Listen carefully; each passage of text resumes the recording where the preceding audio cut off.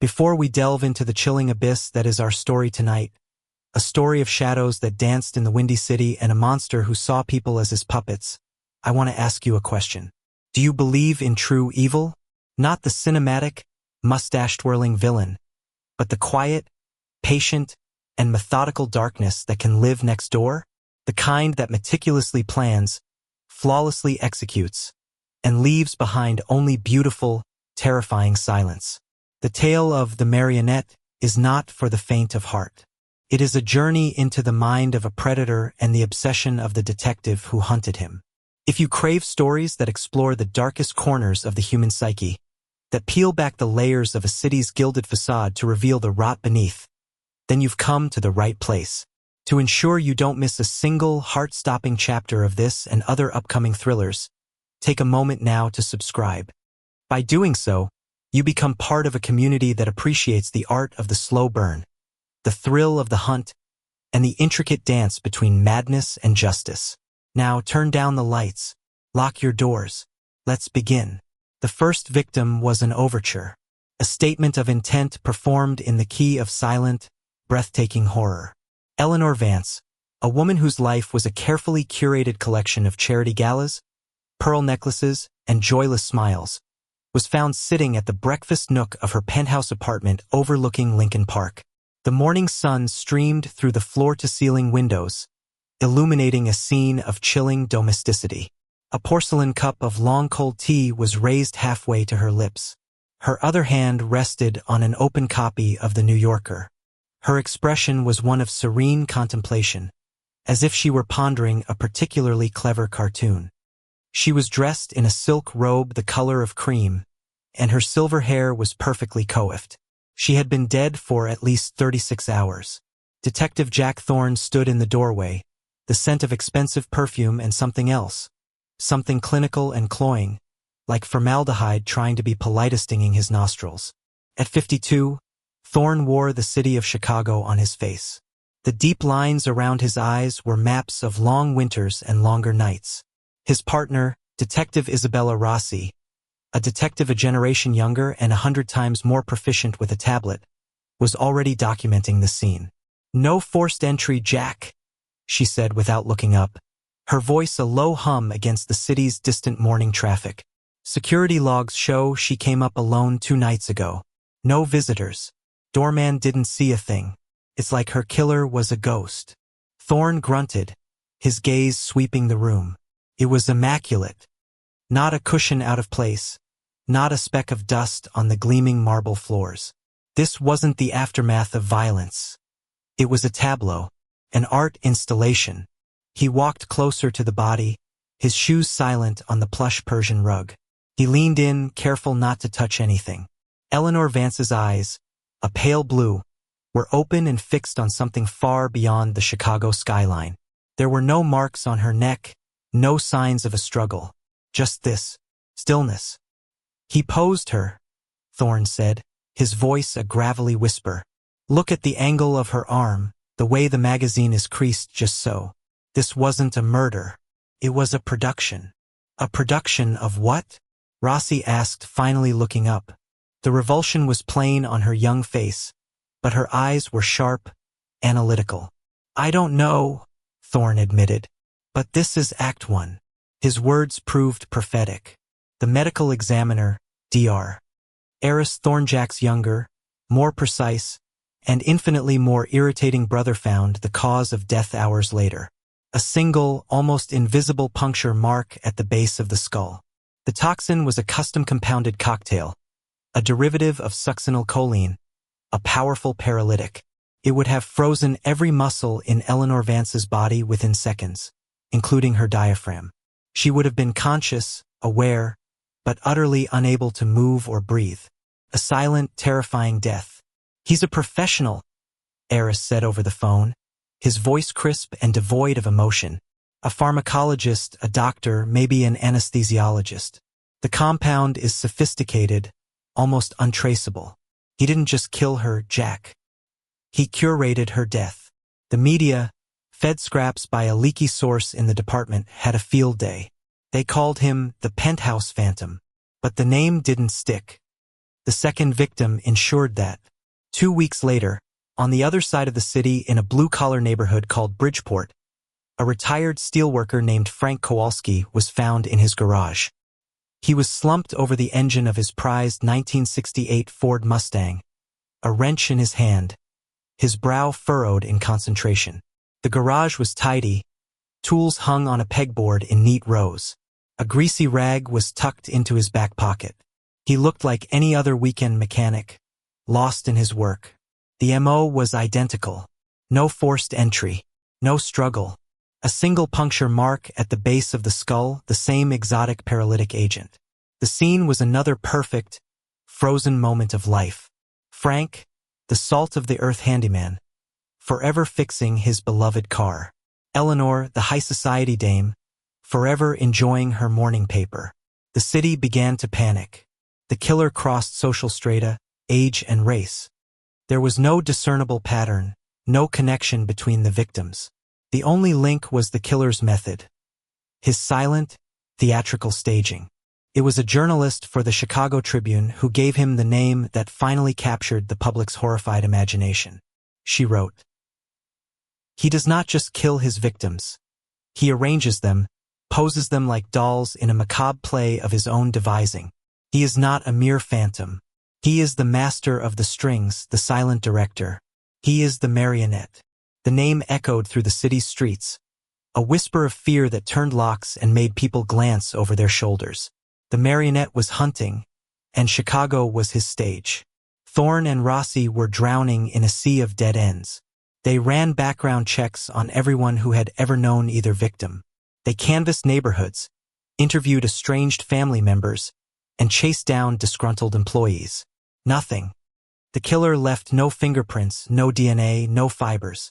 He moved through the city like a whisper, his presence only known by the silent, horrifying tableaus he left behind. The pressure from the brass was immense. The mayor was on the phone daily.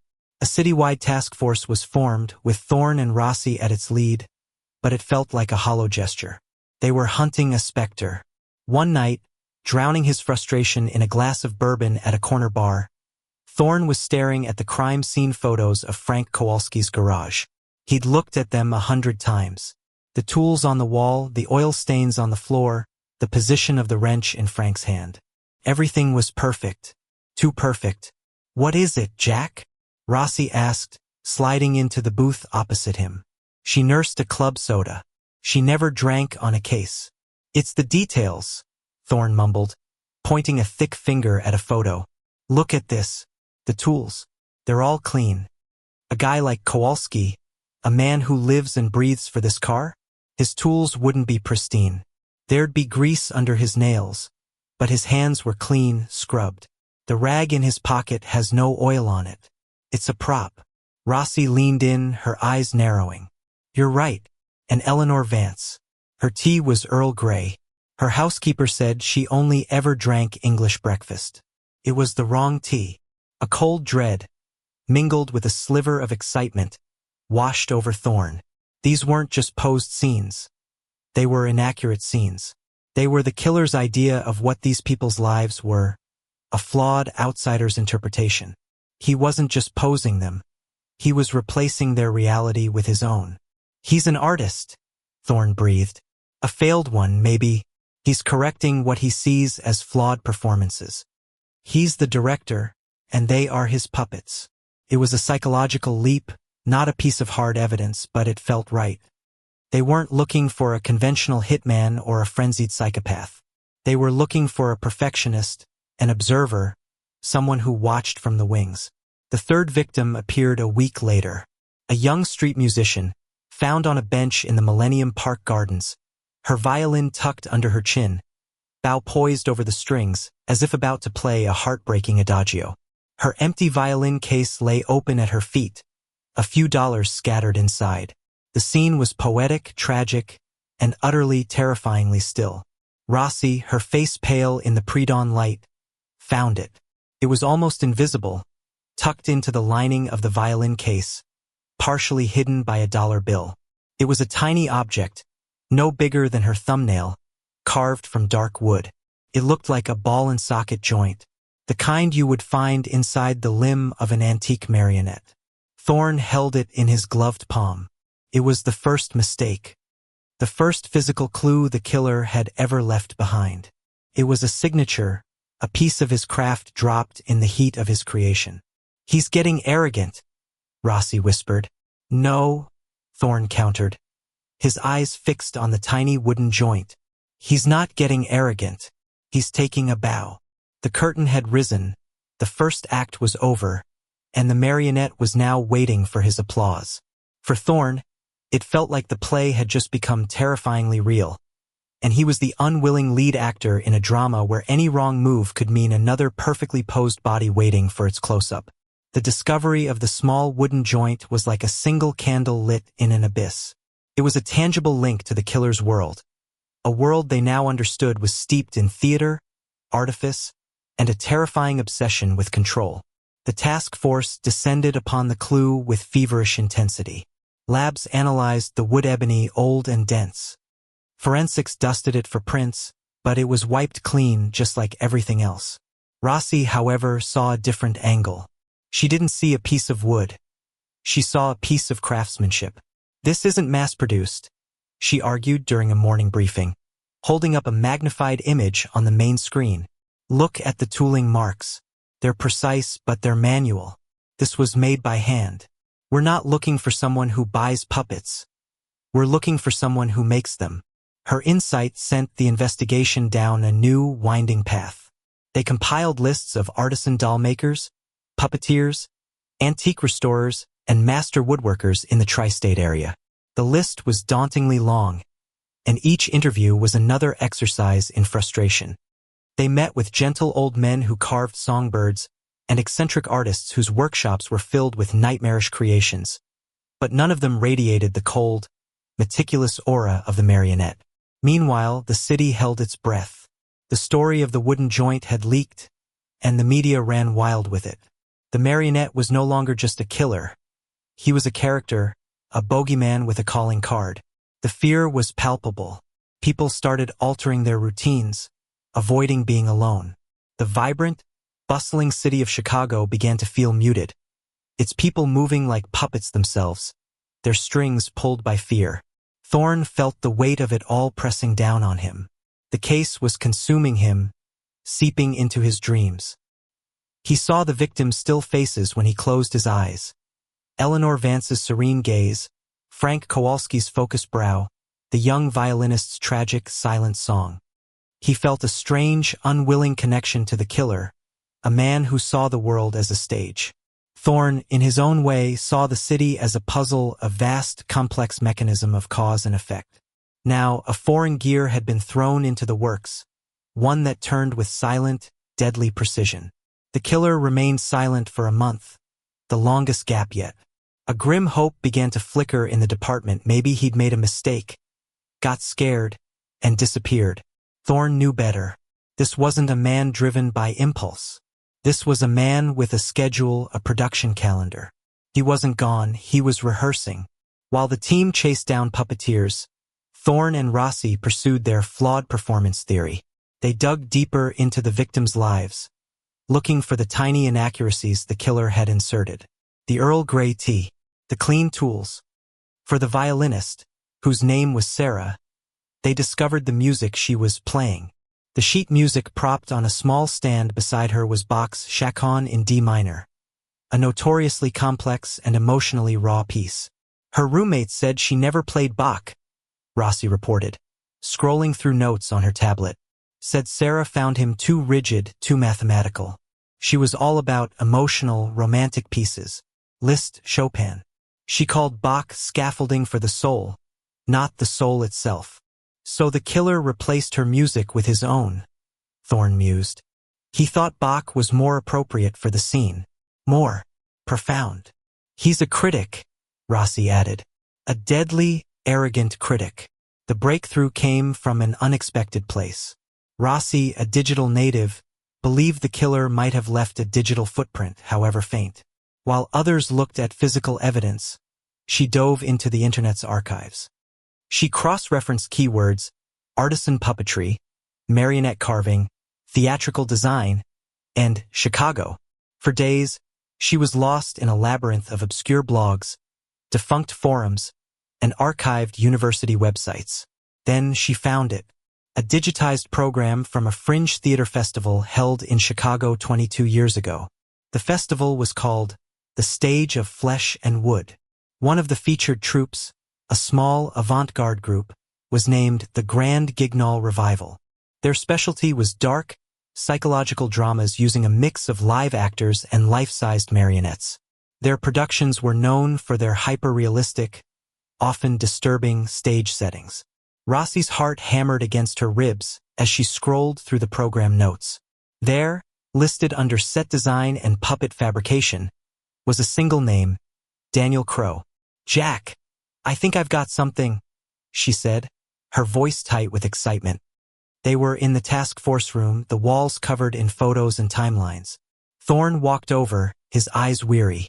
She pointed to the screen. The Grand Guignol Revival. They were active for about 3 years, then disbanded. Known for their living tableaus. Sound familiar? Thorne leaned closer, the name Daniel Crowe seeming to pulse on the screen. Felt right. A set designer. Puppet maker. Someone who literally creates realities on a stage. "Run his name," Thorne ordered. "Everything you can find. DMV, taxes, criminal record, credit history. I want to know what this man had for breakfast this morning." What they found was a ghost, almost as elusive as the marionette himself. Daniel Crowe had no criminal record. He paid his rent on time for a small apartment in the quiet Ravenswood neighborhood. He worked as a freelance restorer of antiques, mostly clocks and intricate furniture. He had no social media presence. He was a man living completely off the grid in a hyper-connected world. He was a shadow, but there was one more hit. A deep archive search connected the name Daniel Crowe to an old, cold case. One of Thorne's cases. The file name on the screen made Thorne's blood run cold. Lily Peterson, missing child, 15 years cold. 15 years ago, Thorne had been the lead detective on the case of a missing 8-year-old girl named Lily. She vanished from a park near her home. There were no witnesses, no ransom note. It was as if she had simply ceased to exist. The case had broken Thorne in a way no murder ever had. The not knowing, the endless void of possibilities, had gnawed at him for years. Lily's father, a distraught actor named Marcus Peterson, had been a person of interest, but there was never enough evidence. A year after his daughter's disappearance, Marcus had taken his own life. Rossi, sensing the shift in the room's atmosphere, spoke softly. "What's the connection, Jack?" Thorne's voice was hoarse. Marcus Peterson, Lily's father. He was an actor, the lead actor, for the Grand Guignol Revival. The pieces clicked into place with an audible, sickening snap. Daniel Crowe, the set designer. Marcus Peterson, the lead actor. They worked together. Crowe would have known Marcus, known his family, known his daughter, Lily. Crowe was interviewed back then, Thorne recalled, his mind racing back through the years. He was just a peripheral figure, the weird, quiet set guy. He said he barely knew the family. "We cleared him." Thorne slammed his fist on the table, the sound echoing in the silent room. "We missed him. He was right there, and we missed him." Was this revenge? Was Crowe targeting people who reminded him of the past? But the victims had no connection to the theater troupe or the Peterson case. The motive was still maddeningly out of reach. They needed more than a 22-year-old theater program to get a warrant. They needed to connect Daniel Crowe to the present-day murders. They began a quiet, round-the-clock surveillance on his apartment building. For 2 days, there was nothing. Crowe came and went on a predictable schedule. He visited antique shops, a lumberyard, and the library. He was the picture of quiet, unassuming normalcy. He was invisible. On the third night of the surveillance, Thorne was parked in an unmarked car down the street from Crowe's building, the rain streaking down his windshield. He was studying Crowe's file, looking at the man's DMV photo. The face was gaunt, with intelligent, hollow eyes that seemed to look right through the camera. There was an unnerving stillness about him, even in a photograph. Suddenly, the radio crackled to life. It was Rossi's voice, strained and urgent. "Jack, we've got another one." 911 call from a cleaning crew. An office building downtown. "Is it him?" Thorne asked, his gut tightening. "Is it his style?" There was a pause. "It is," Rossi said, her voice dropping. "Perfectly posed. A corporate lawyer at his desk, signing a document. Same MO. But Jack, there's something else." The ME's preliminary report from the scene. The talk screen came back. "It's the same paralytic, but the concentration is different. Sloppy. And the injection site isn't at the base of the skull. It's in the arm, like a rushed, clumsy job." Thorne felt a profound sense of dislocation. It didn't make sense. The marionette was defined by his precision, his perfection. Sloppiness wasn't in his vocabulary. "It's not him," Thorne said definitively. "It's a copycat. Someone trying to ride his coattails. Maybe," Rossi hedged, "or maybe he's unraveling. Maybe the pressure is getting to him." Thorne didn't believe it. The marionette didn't unravel. He was the one who pulled the strings. As he was about to sign off, another call came through the dispatch channel. A wellness check. An elderly woman hadn't been heard from in 2 days. The address made Thorne's breath catch in his throat. It was the apartment next door to Daniel Crow's. A terrible, gut-wrenching realization dawned on him. The copycat murder downtown. It wasn't a copycat. It was a diversion. A brilliant piece of misdirection to pull police resources to the other side of the city. The real show was about to begin right here. "Rossi," Thorne barked into his radio, his voice raw with urgency. "Get every available unit to Crow's address in Ravenswood. Now." He's not unraveling. He's building to his finale.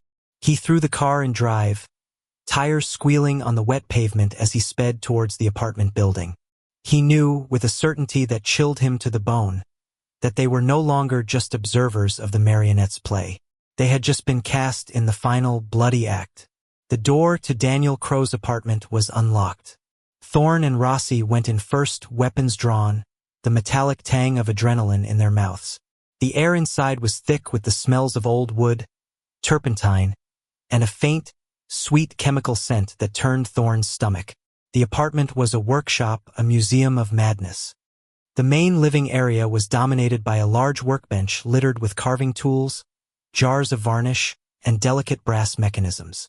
Partially assembled puppets hung from the ceiling on hooks, their wooden limbs dangling in the dim light like strange fruit. Anatomical charts and detailed blueprints for complex stage sets were pinned to every wall. It was the immaculate, obsessive space of a master craftsman. But it was the room's centerpiece that commanded their attention. In the middle of the floor was a diorama, a perfect 1:12 scale model of a child's bedroom. It was exquisitely detailed. A tiny bed with a patchwork quilt, a miniature bookshelf filled with hand-painted books, a small rocking horse. Standing in the center of the model bedroom was a tiny, perfect marionette of a little girl with blonde hair. "It's Lily Peterson's room," Thorne whispered, the words catching in his throat. He recognized it from the old case files, from the photos he had stared at for countless sleepless nights 15 years ago. On the wall above the diorama was a shrine. A single, faded photograph of a smiling, 8-year-old Lily Peterson was surrounded by dozens of the small, carved wooden joints they had found at the third crime scene. This was his sanctuary, his monument to an obsession that had festered for nearly 2 decades. This wasn't about revenge. It wasn't about social commentary. It was about Lily. All of it.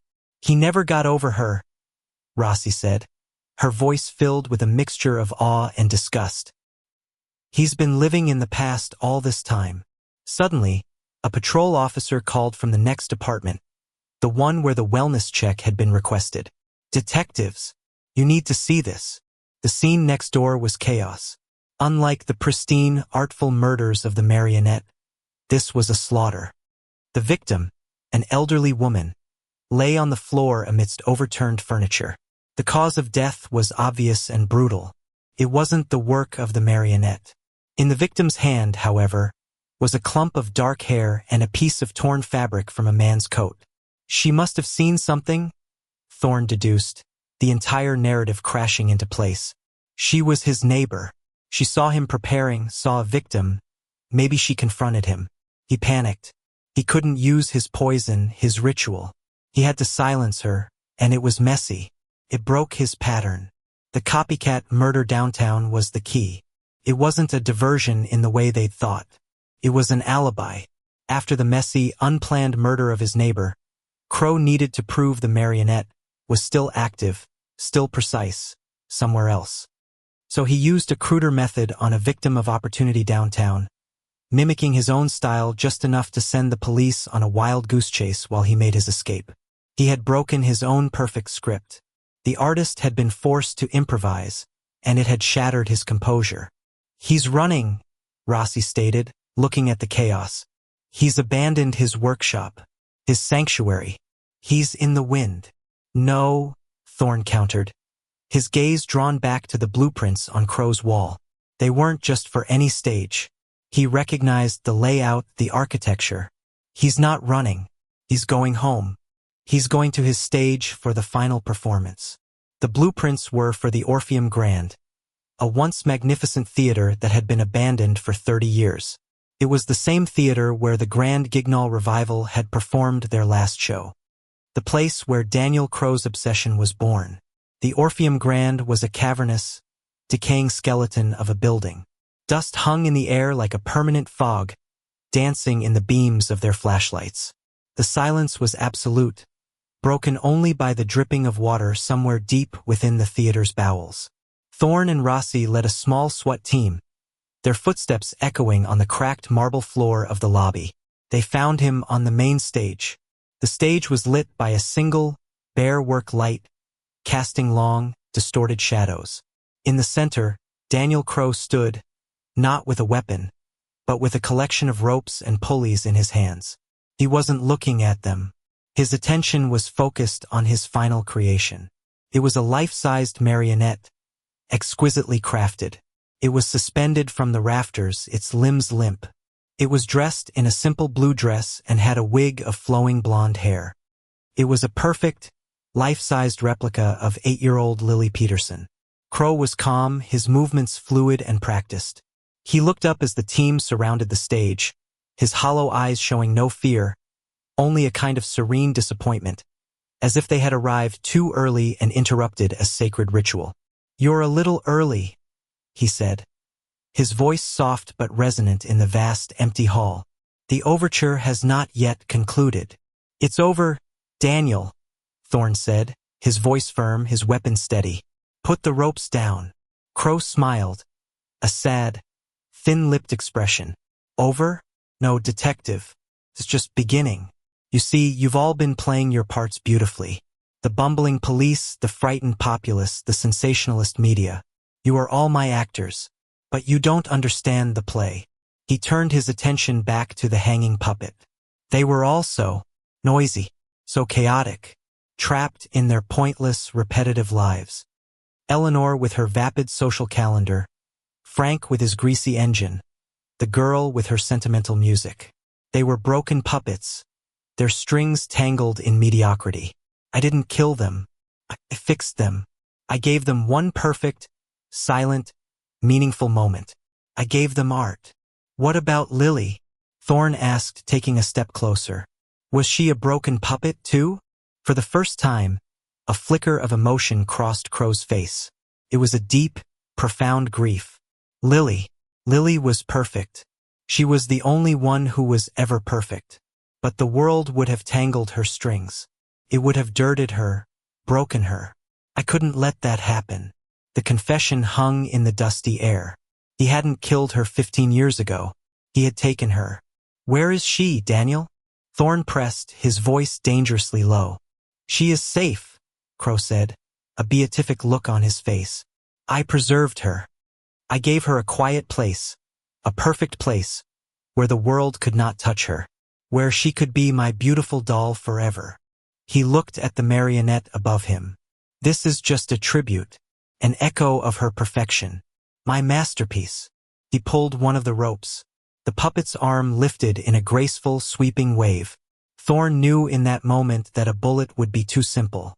It wouldn't break him, It would martyr him in his own mind. He needed to destroy the fantasy. "You're not an artist, Daniel," Thorne said, his voice cutting through the silence. "You're a plagiarist." The Earl Grey tea. Eleanor Vance was allergic to bergamot. The wrench in Frank Kowalski's hand. It was a metric wrench for an American-made engine. It wouldn't have fit a single bolt. The Bach Chacon. "You propped up the music, but you put it on the stand upside down." Crow stared at him, his composure finally cracking. A look of pure, horrified confusion spread across his face. "No, I checked everything. I researched." "You researched their lives from a distance," Thorne continued relentlessly. "You watched them, but you never knew them. Your perfect moments were flawed. They were cheap forgeries. You're not a genius director. You're just a lonely man in the audience who thought he knew better. You didn't even get your own art right." The words struck Crow harder than any physical blow. The foundation of his entire existence, the belief in his own meticulous genius, crumbled in an instant. The ropes slipped from his grasp. The lily puppet fell, landing on the stage with a clatter of wood and a tangle of strings. Daniel Crow, the marionette, the master of control, looked at the broken puppet on the floor, and then he looked at his own empty hands. He let out a dry, broken sob and collapsed to his knees, a puppeteer whose own strings had been irrevocably cut. In the epilogue of the investigation, Daniel Crow, completely broken, led them to a hidden, climate-controlled room in the basement of his late mother's house. There, they found Lily Peterson. He had used his skills as a restorer and his knowledge of chemicals to mummify her body, preserving her with the same care he would give a priceless antique. She was dressed and posed in a glass case, his perfect doll, safe from the ravages of time. The city of Chicago exhaled. The reign of the marionette was over. For Jack Thorne, the end of the play brought no applause, only a profound, weary silence. He had closed his coldest case, but the ghost of a little girl in a glass box would haunt him forever. Standing with Rossi on a bridge overlooking the Chicago River one evening, he watched the city lights sparkle on the dark water. The show was over, the curtain had fallen, but the stage would always remain, waiting for the next tragedy to unfold.